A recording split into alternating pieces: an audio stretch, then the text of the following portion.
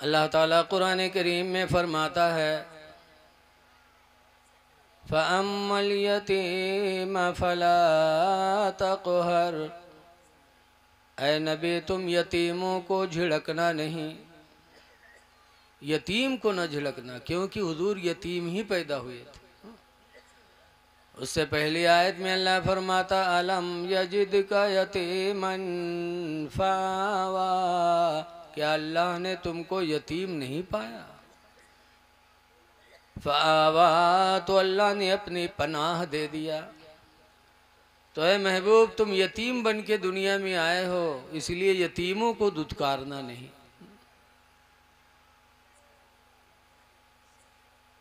हदीस पाक में है, जो दुनिया में किसी यतीम के सर पर हाथ फेरेगा,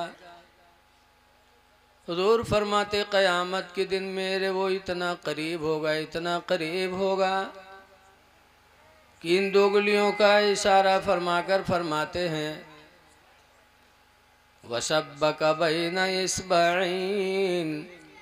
सरकार ने दोनों उंगलियों की तस्बीह फरमाई, और तस्बीह फरमाने के बाद फरमाते हैं, जैसे इन दो उंगलियों के बीच में कोई तीसरी चीज़ नहीं है, ऐसे मेरे और उसके बीच में क़यामत के दिन कोई तीसरी चीज़ नहीं होगी। बेशक वो हमसे इतना करीब होगा। सीटी ने बोले तो भैया बहुत अच्छा बाजा बोल रहा, उसमें कुछ न करो अल्लाह के वास्ते, बहुत अच्छा बोल रहा है तो इसको अपनी हालत पे रहने दो। आज यतीम हो जाता कोई तो चाचा लोग बड़ा फ़ायदा उठाते, अपने बच्चों को तो अच्छे स्कूल में पढ़वाते और अपने यतीम बच्चे से अपने घर का काम कराते। 10 बीघा इनके ज़मीन, 10 बीघा उनका है, वो अकेले खाते, घर भर मिल के खाते, और गल्ला भी की तो इनके मालिक हो जाते। कुरान करीम में अल्लज़ीना याकुलूना अम्वालल यतामा, कि वो लोग जो यतीमों का माल दुनिया में खाते हैं, वो माल नहीं खाते बल्कि वो आग खाते हैं। बेशक यतीम को दुत्कारो ना। वम्मस्साइल फला तन्हर। और ऐ महबूब, मांगने वाले को भी झिड़को ना। मांगने वाला आए तो उसको झिड़को ना, इसलिए कि अल्लाह ताला अपने बंदों को दौलत देकर उनका इम्तिहान लेता है। गौसे पाक फरमाते थे और फरमाया है कि अल्लाह ताला कभी अपने बंदों का इम्तिहान लेने के लिए किसी फरिश्ते को इंसान की शक्ल में भिखारी बना के अपने बंदे के दरवाजे पे भेजता है। बेशक देखने में तो इंसान लगता है, लेकिन हकीकत में कोई फरिश्ता होता है, हमारे तुम्हारे इम्तिहान के लिए आता है। और जब दरवाजे पर मांगता है तो अल्लाह फरमाता उसे दुत्कारो ना, दे दो। खुदा जाने कौन किस लिबास में मांगने आया है। भिखारी को एक दोगे तो 10 पाओगे।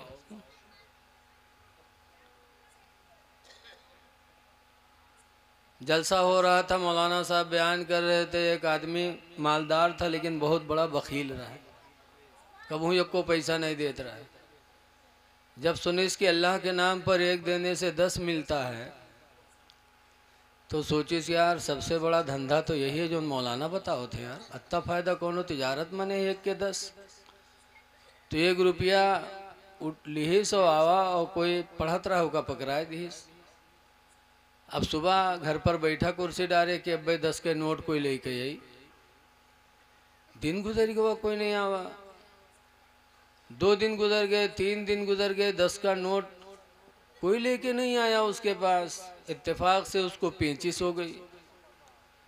जब 35 हुई, 35 तो जानते हुई हो पेट बिगड़ जाए, 35 10 तो लोटा लेके बाहर गवा पैखाना करे। तो जब वहाँ पैखाना करे बैठा तो वहाँ देखी से एक बटुआ पड़ा। बटुआ तो आप लोग जानत हुई हो ना, बुढ़वा लोग जानत हुई। कपड़े का बटुआ, पहले तो पर्स चला है, पहले बटुआ चलत रहा है। बटुआ के अंदर जहाँ चुनही धरत रहा है वहीं रुपयो धरत रहा है। पैखाना करने बैठा तो देखा एक बटुआ पड़ा, बटुआ को उठाइस तब उमा खोलिस तो देखी 10 के नोट। तब मौलाना पर बहुत खफा हुआ, कहीं मौलाना तकरीर तो किस लेकिन पूरी बात नहीं बताई। ऐसे कह दिया कि 1 दोगे 10 पाओगे, पूरी बात उसे बताना चाहिए। तो गुस्से में पैखाना करके आया और सीधे मौलाना के पास गया। कहा मौलाना मसला बताओ करो तो पूरा पूरा बताओ करो, अधूरा ना बताओ करो। कहीं क्या हुआ? कहा परसों तकरीर में तुमने कहा था 1 दोगे तो 10 पाओगे। कहा हाँ कहाँ तो था। कहा पूरा बताया करो मसला, अधूरा मसला ना बताया करो। कहा पूरा मसला क्या? कहा पूरा बताया करो कि 1 दोगे 35 आएगी तो 10 पाओगे, और तुमने 35 बताया ही नहीं उसमें। ऐसे ऐसे लाखैरा भी चले आते हैं जलसा सुनने। मांगने वाले को कभी दुत्कारो ना, लेकिन कुरान की ईसायत से मसला सोचो कि अल्लाह अपने नबी से कहता है कि मांगने वाले को दुत्कारो ना। पता चला कि मांगना नबी से साबित है कुरान से। जब मांगोगे तभी तो नहीं दुत्कारेंगे। गैर खुदा से मांगना अगर नाजायज़ होता तो अल्लाह ताला अपने नबी से न कहता कि मांगने वाले को दुत्कारा न करो। गैर खुदा से भी मांगा जाता, लेकिन जो लोग कहते हैं गैर खुदा से मांगना नहीं चाहिए, पता नहीं काहे वो अपने मेहरुआ से खाना मांगा था कि खाना ले आओ, पानी ले आओ, वो भी तो गैर खुदा है। तो जिस तरह अपनी औरत से आप सामान मांगते हो, कोई चीज़ मांगते हो खुदा समझ के नहीं, अल्लाह का बंदा, अल्लाह की बंदी समझ के, ऐसे ही हम दूसरों से मांगते हैं खुदा समझ कर नहीं, खुदा का बंदा समझ करके।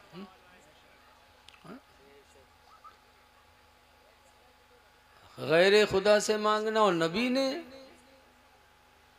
लिखा है पहले ज़माने में रसूलुल्लाह से भी पहले एक हातिम था, हातिम ताई, बहुत बड़ा सखी इंसान था।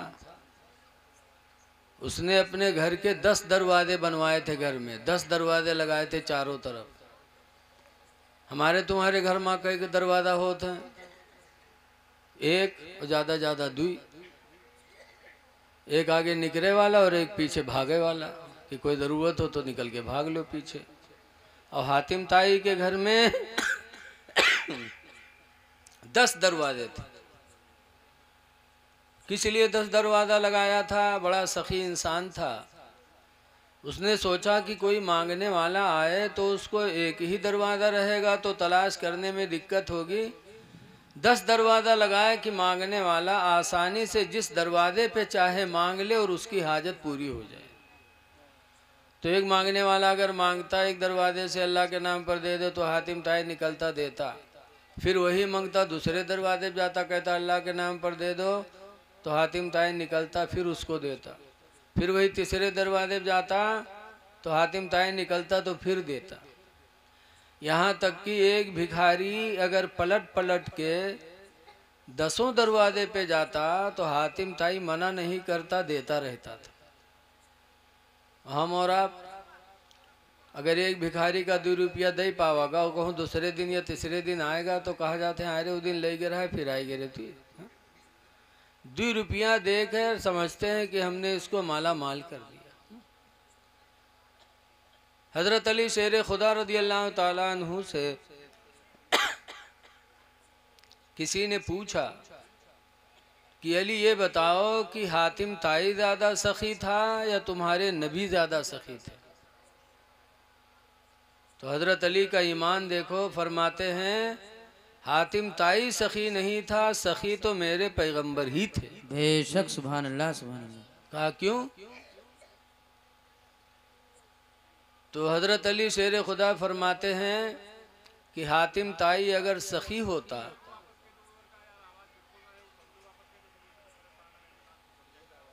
उधर आवाज़ नहीं जा रही भैया, तो अब करो जो करे। इतनी तेज आवाज जा रही है, वो लोग नहीं सुन रहे हैं, ताज्जुब की बात है भाई। बना लो भैया, जैसे वो कहते हो वैसे बना लो, फिर ना हो।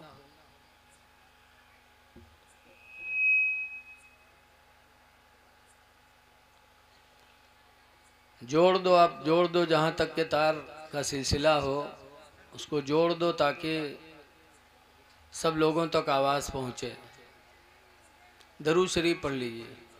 सल्लल्लाहु अलैहि नबी वाला alihi व असहाबिहि व बारिक वसल्लम। सलातुम व सलामन अलैका या सय्यदी या रसूलल्लाह सल्लल्लाहु ताला अलैहि वसल्लम।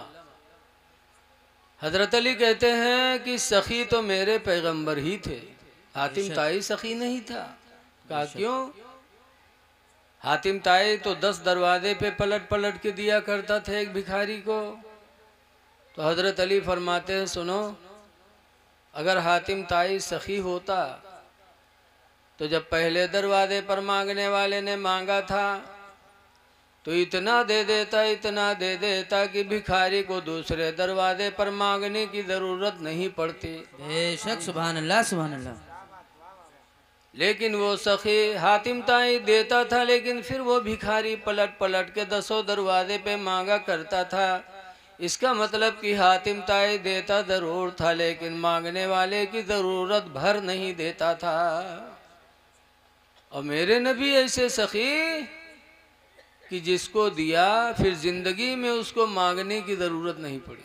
बेशक बहुत सी मिसालें हैं। हजरत अबू हुरैरा रदियल्लाहु ताला अन्हु हैं और हजरत अनस हैं। अनस हुजूर को वजू का पानी दिया करते थे, बच्चे नहीं थे तो हजरत अनस वजू का पानी देते थे। एक दिन अल्लाह के रसूल को रहम आया, वो तो रहमतुल लिल आलमीन थे ही, वो रहम आया और दुआ मांगी कि या अल्लाह अनस को माल और औलाद अता फरमा दे। तो सरकार की दुआ होनी थी कि अनस के घर में तकरीबन 99 बच्चे पैदा हुए। कितने बच्चे पैदा हुए? 99 बच्चे पैदा हुए। और मदीने मुनव्वरा में अनस की जो खजूर की बाग थी, सबकी बागों में साल में 1 मरतबा फल आता था, लेकिन अनस के बाग में साल में 2 मरतबा फल आने लगे। बेशक सुभान अल्लाह। माला माल हो गए अनस। अबू हुरैरा भी गरीब सहाबी थे, हुजूर की खिदमत में थे। सरकार के घर में खजूरों का ढेर लगा था। अबू हुरैरा एक झोली रखते थे, बहुत गरीब थे, कोई देता था तो उसी में डाल लेते थे। हुजूर ने खजूर के ढेर में इसे हाथ मारा, कहा लो अबू हुरैरा। अबू हुरैरा ने झोली खोली, सरकार ने इसे डाल दिया हाथ में। अब कितनी खजूरें आई होंगी ऐसे में? 15-20 बोलो।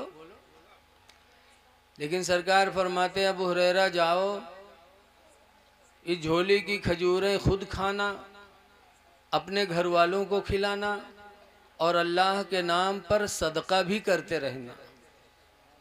अबू हुरैरा का बयान है कि उसके बाद मैं वो झोली लेकर के गया, खुद खाता रहा, घर वालों को दे दिया रहा, घर वाले खाते रहे और अल्लाह के नाम पर सदका करता रहा।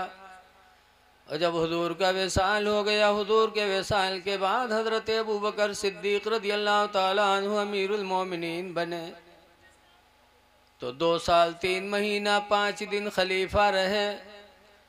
फरमाते हैं कि हजरत अबू बकर की ज़माने खिलाफत में बराबर मैं झोले की खजूरें खाता रहा, अपने घर वालों को खिलाता रहा और खुदा के नाम पर सदका करता रहा। हजरत अबू बकर के विसाल के बाद हजरत उमर खलीफा बने।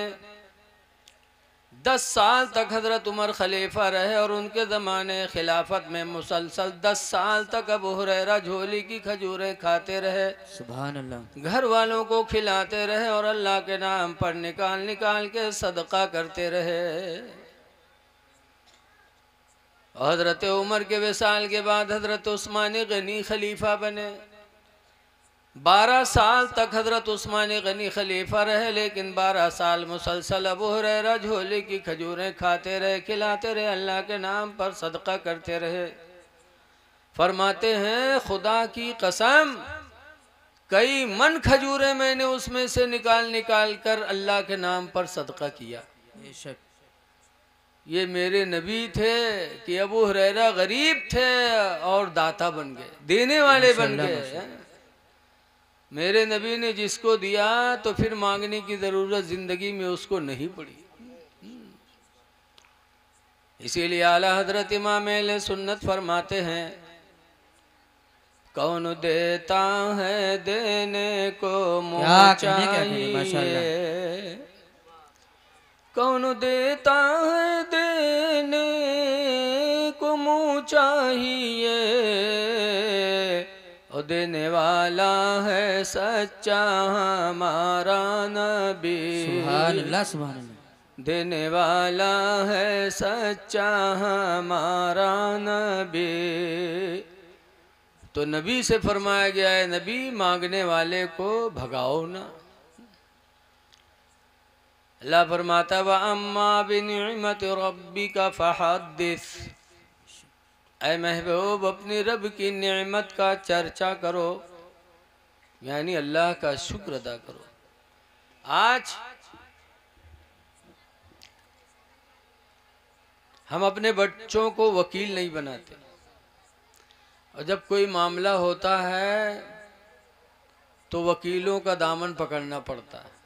बोलो, अब कैसे कैसे वकील मिलते हैं, इंसान को लूट के खा लेते, सब नहीं कुछ, और इंसान थक करके बैठ जाता। ऐ लोगों, आज ज़रूरत है इस बात की कि हमारे बच्चे भी वकील बने, हमारे बच्चे इंजीनियर बने, हमारे बच्चे अधिकारी बने, हमारे बच्चे पुलिस में जाएं, लेकिन कब, जब उस लायक बनेंगे तब तो ना। ऐसा मत सोचो कि भाजपा सरकार है हमारे बच्चों को नौकरी नहीं मिलेगी। हमारे बच्चे इस लायक ही नहीं हैं। इस हुकूमत में भी, इस सरकार में भी हम लोगों के पास व्हाट्सएप पे आता रहता है कितने बच्चे ऐसे हुए जो डीएम बन गए मुसलमानों के। इस सरकार में भी डीएम बने, पुलिस में दाखिल हुए। हमारे खन्नापुरवा के बगल में मदरिया है, वहाँ के कई बच्चे पुलिस बन गए, फौज में आ गए और दरोगा भी बन गए, सब मुसलमान। तो उन्होंने मेहनत किया, तालीम हासिल की, तो अल्लाह ताला ने उन्हें वो कामयाबी अता फरमाई। तो आज हम गवर्नमेंट पे तोहमत लगाते हैं कि मुसलमानों को नौकरी नहीं मिलती, मुसलमान पढ़ता ही नहीं है, हम अपने बच्चों को पढ़ाते ही नहीं हैं।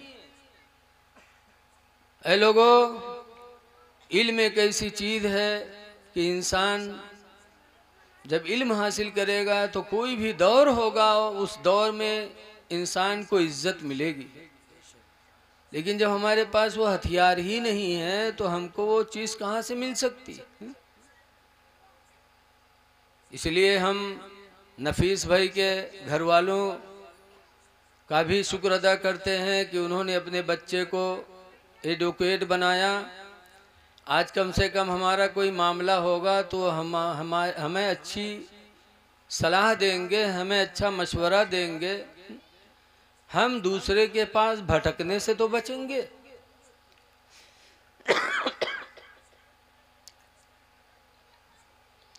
रौनाही है, जमदा शाही है, घोसी है, मुबारकपुर है, बरेली शरीफ है, कितने बच्चे ऐसे जो आलिम बन करके और उन्होंने हिंदी अंग्रेजी भी सीखी और इस तरह सीखी कि आज बड़े बड़े ओहदों पर वो फाइज हैं। मारहरा शरीफ देखो, जहाँ से आला हजरत मुरीद हैं, वहाँ के लोग सैयद लोग और कितने ऊंचे ऊंचे पोस्ट पे हैं? तो इल्म था, इल्म की बुनियाद पर उनको कामयाबी मिली है। इसलिए अपने बच्चों को जहाँ आलिम बनाते हो वहीं कॉलेज में भेज करके प्रोफेसर भी बनाओ, वकील भी बनाओ, इंजीनियर भी बनाओ, ताकि वक्त आए तो हम किसी के मोहताज न रहें। आज डॉक्टर भी बहुत धोखा देते हैं। हमारे खन्ना पुरवा कटघर में एक साहब थे, गए दिल्ली ऑपरेशन कराने पित्त का, और उसके बाद ऑपरेशन हो गया। आए, जब उनको ज़्यादा तकलीफ हुई तो फिर उनका चेकअप हुआ तो पता चला कि एक गुर्दा ही उनका निकल गया। बताओ, गए थे पथरी का ऑपरेशन कराने और डॉक्टर ने गुर्दा ही निकाल लिया। ऐसे ऐसे लोग भी दुनिया में हैं। तो जब हमारा बच्चा डॉक्टर होगा, हमारी कौम में डॉक्टर होंगे, तो भला ऐसे ऐसे लुटेरों से, ऐसे बदमाश डॉक्टरों से भी तो हमारी बचत हो जाएगी। इसलिए हम बहुत खुश हैं कि अल्लाह ताला ने उन्हें ये हुनर अता फरमाया, लेकिन इसके साथ साथ दुआ है कि अल्लाह उन्हें नमाज रोज़ा की भी पाबंदी की तौफीक अता फरमाए। आमीन आमीन। बेहतर तो यही है कि मुसलमान दुनिया के साथ साथ दीन भी साथे लेके चले, तब तो कमाल है। आज ये मुबारक जलसा गौसे आदम के नाम से मंसूब है ना। हुजूर गौसे आदम रदी अल्लाह ताला अन्हु की ज़िंदगी हमारे आपके लिए नमूने अमल है। गौसे आदम सरकार क्या साबिर थे, उनके अंदर सब्र था। आज हम बेसब्रे हैं, गौस का नाम भी ले रहे हैं। गौसे पाक रदी अल्लाह ताला अन्हु बगदाद की एक गली से जा रहे थे, उधर से एक नौजवान आ रहा था। करीब पहुंचा, ना सलाम ना कलाम, आते आते गौसे आदम के चेहरे पे तमाचा मारा। तो गौसे आदम ने घुमा के दूसरा रुख पेश कर दिया, इशारा कहा लो इस पे भी लो। जब ये रुख पेश करके इशारा किया कि इस पे भी मारो, तो वो जवान हैरत में पड़ गया।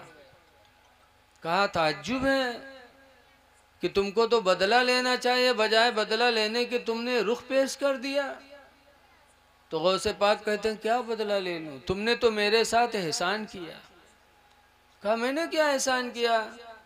कहा तुमने एहसान किया कि बगैर मेरे गलती के तुमने मुझे तमाचा मारा, मुझे गुस्सा हुआ, फिर मैंने गुस्सा पी लिया और मैंने सब्र कर लिया, तो सब्र की नेकी तुम्हारे वजह से मुझे नसीब हो गई। बेशक इतनी बड़ी नेकी तुम्हारे वजह से मुझे अल्लाह ताला ने दिया है। बदला नहीं, लेकिन ये ज़रूर कहता हूँ कि अगर अल्लाह ताला ने क़यामत के दिन मुझे जन्नत दिया तो बग़ैर तुम्हें साथ लिए जन्नत में नहीं जाऊँगा। सुभान अल्लाह सुभान अल्लाह।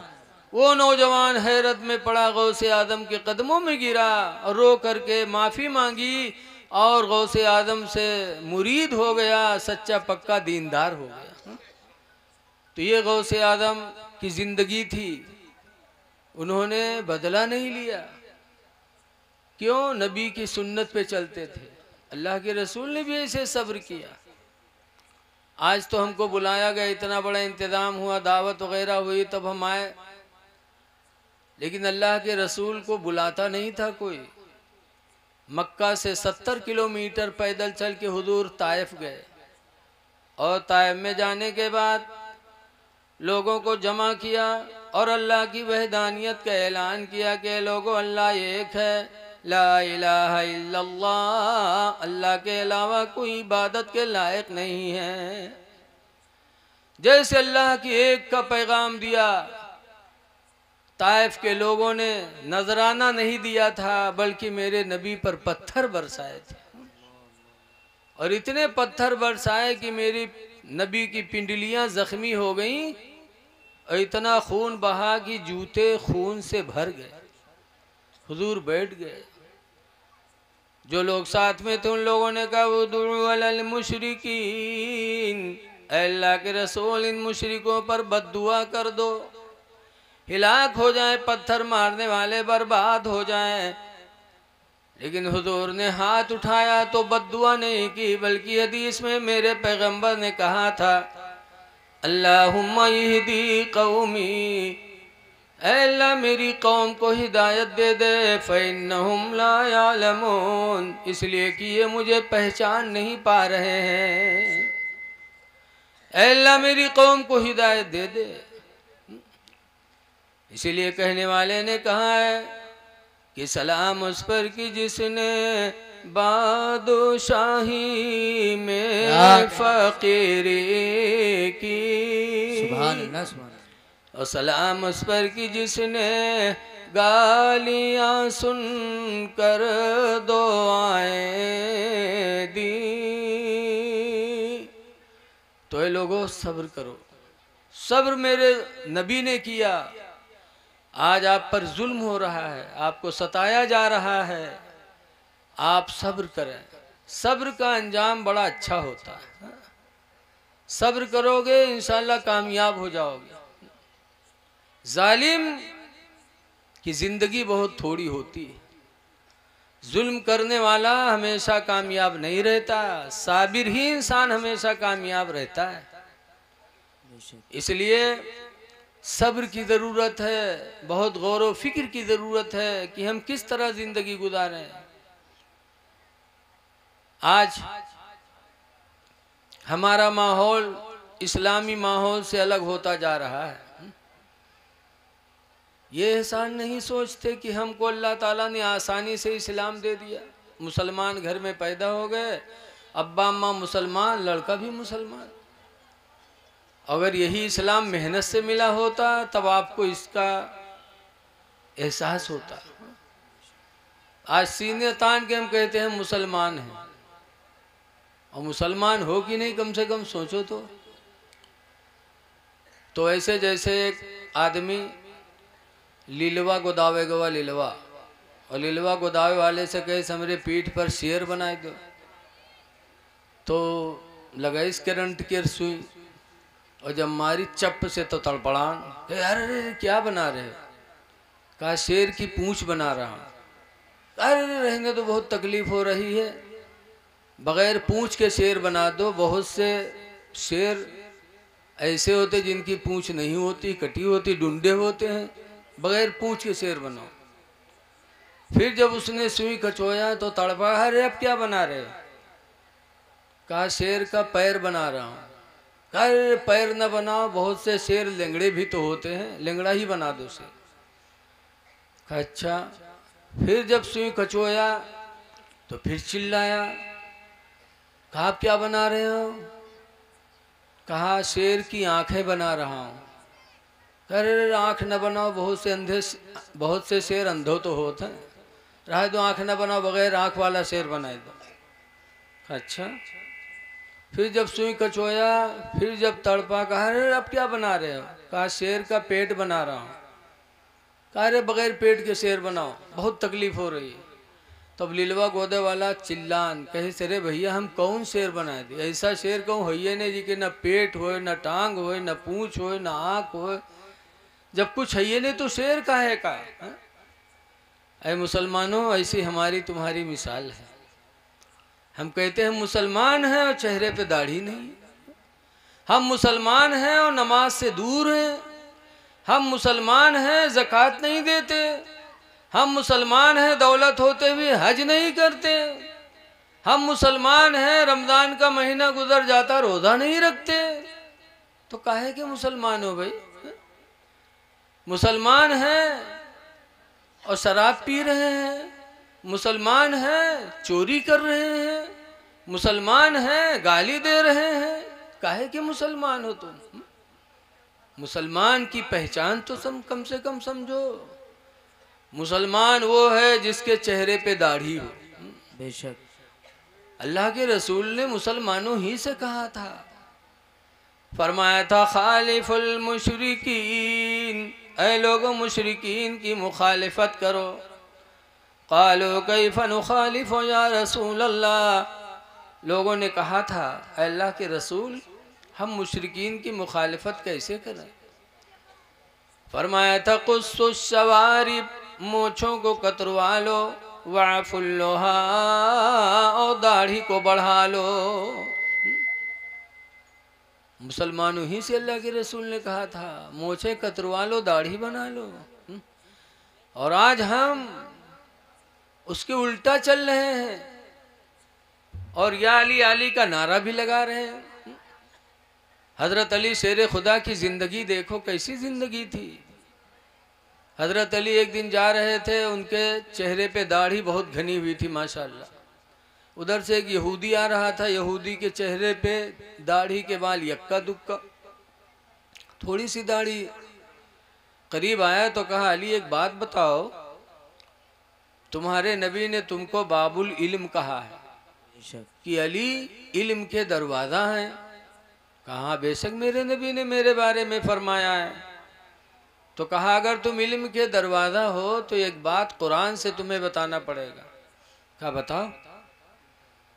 तो उसने कहा एक बात ये बताओ कि तुम्हारे चेहरे पे दाढ़ी के बाल घने घने जमे हैं, अच्छी लग रही है, और मेरे चेहरे पे दाढ़ी के बाल यक्का दुक्का, एक हुआ, ऐसा क्यों?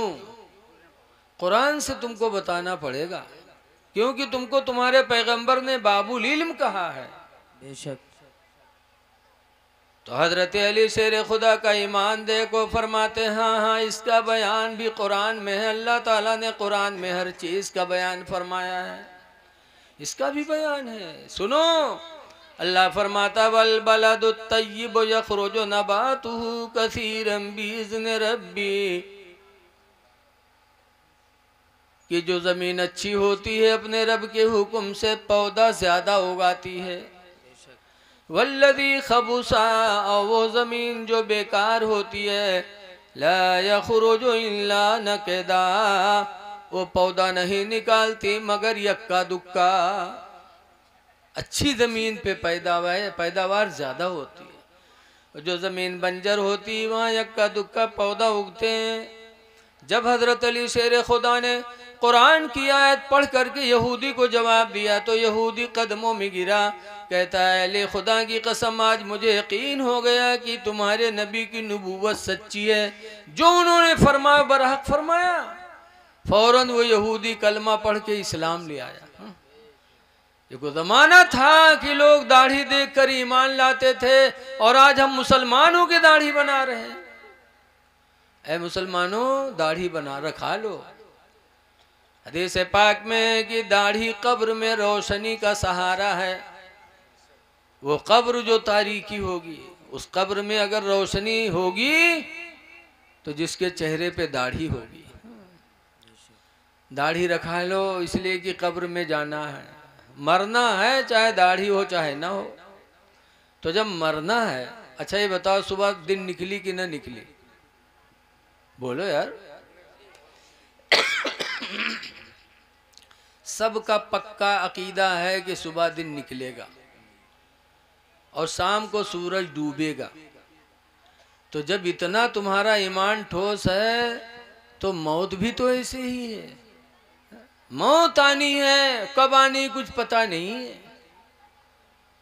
अल्लाह कुरान में फरमाता वमा तदरी नफ्सुन बिअय्यि अर्दिन तमूत, किसी जान को पता नहीं कि किस जमीन पर उसको मौत आएगी। एक जगह अल्लाह फरमाता इनमा तकुनु युदरिकुमुल मौत, तुम जहाँ कहीं भी रहोगे मौत का फरिश्ता तुमको पकड़ेगा। वलो कुन्तुम फी बुरूजिम मुशय्यदा, अगरचे तुम मलकुल मौत से बचने के लिए किसी मजबूत कोठरी में बंद हो जाओ, विधानसभा में चले जाओ कि वहाँ मंत्री लोग हैं, मौत का फरिश्ता न पहुँचे, लेकिन जहाँ भी रहोगे मौत का फरिश्ता आएगा। तो जब मरना है, मरना कोई चाहत नहीं है। हजरत मूसा अलैहिस्सलाम एक अल्लाह के नबी हैं, कोई मरग नहीं चाहते, ना आप चाहते ना हम भी चाहते।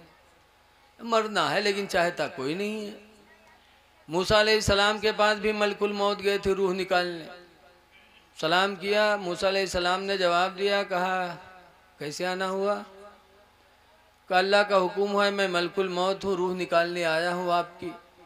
मूसा अलैहिस्सलाम ने सुना तो खींच कर एक तमाचा मारा, इतनी जोर से तमाचा मारा कि मलकुल मौत की आंखें बाहर आ गई। अभी चला आया है मौत रूह निकालने, अभी दीन का बहुत काम मेरे जिम्मे बाकी है, दीन का काम करना है, अभी से रूह निकालने चला आया। मारा तमाचा, आंखें निकल आई, मलकुल मौत वहां से वापस हो गए। अल्लाह की बारगाह में हाजिर हुए, कहने लगे या अल्लाह किस जलाली के पास भेज दिया, उसने तो तमाचा मारा, मेरी आंखें बाहर आ गई। अल्लाह ताला ने अपनी कुदरत से उनकी आंख को फिर सही फरमा दिया। जब सही हो गई आंखें मलकुल मौत की, तो कहा जाओ मूसा के पास फिर जाओ और मेरे मूसा पैगंबर से कह दो कि अगर वो अभी मरना नहीं चाहते, जीना चाहते हैं, तो किसी बैल के पीठ पर हाथ रख दे, जितने बाल उनके हाथ के नीचे पड़ जाएंगे उतने साल की उम्र उनकी बढ़ा दी जाएगी। बैल देखियो कि नहीं देखियो? अरे बोलो ना, आजो नहीं देखे कि मिलत है?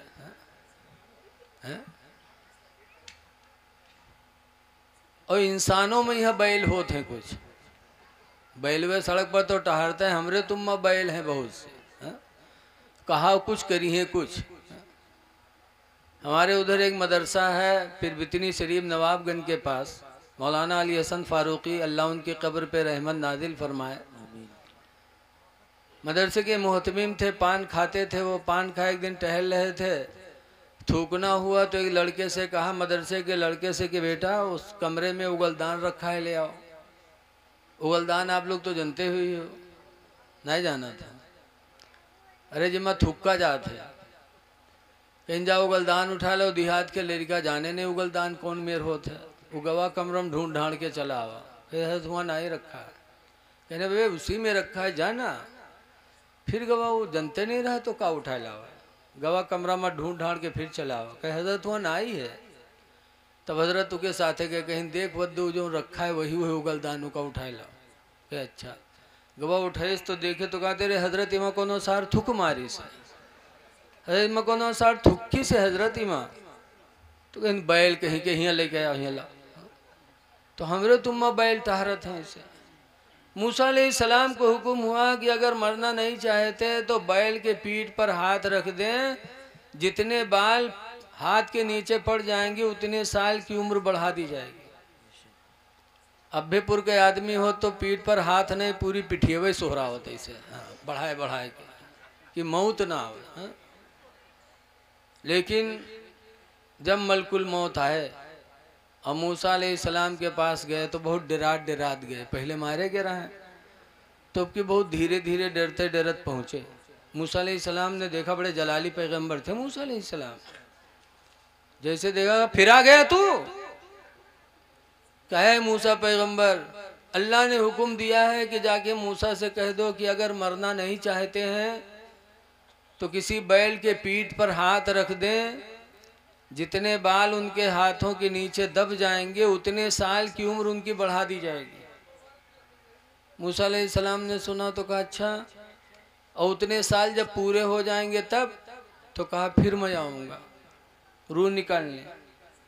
मूसा अलैहिस्सलाम फरमाते हैं जब तुझे आना ही आना है और रूह निकालना ही निकालना है तो जैसे कल वैसे आज रूह निकाल ले। मलकुल मौत ने रूह निकाल लिया।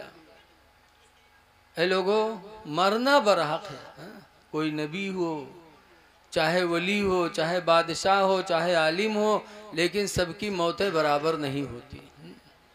कुछ लोग हैं कि मौत उनके लिए एक लम्हे की होती है, फिर अल्लाह उनकी ज़िंदगी हमेशा हमेशा उनको अता फरमा देता। इसीलिए कुरान में है वला तहसबन्नल्लज़ीना कुतिलू फी सबीलिल्लाहि अमवात, उन्हें मुर्दा सोचो भी नहीं जो अल्लाह की राह में कत्ल हो गए, शहीद हो गए। बल अहयाउन, बल्कि वो जिंदा हैं, इंद रब्बिहिम युरज़क़ून, वो अपने रब की तरफ से कब्र में रोज़ी पाते हैं, अल्लाह उन्हें रोज़ी देता है। कुरान कह रहा है, कुरान से बड़ी कोई किताब है ही नहीं। तो अल्लाह की राह में चलने वाले एक पल के लिए मौत आती है, फिर अल्लाह उन्हें अच्छी जिंदगी अता फरमा देता। रोज़ी पाते हैं कब्र में, लेकिन कुछ लोगन के ईमान बड़ा डगमग।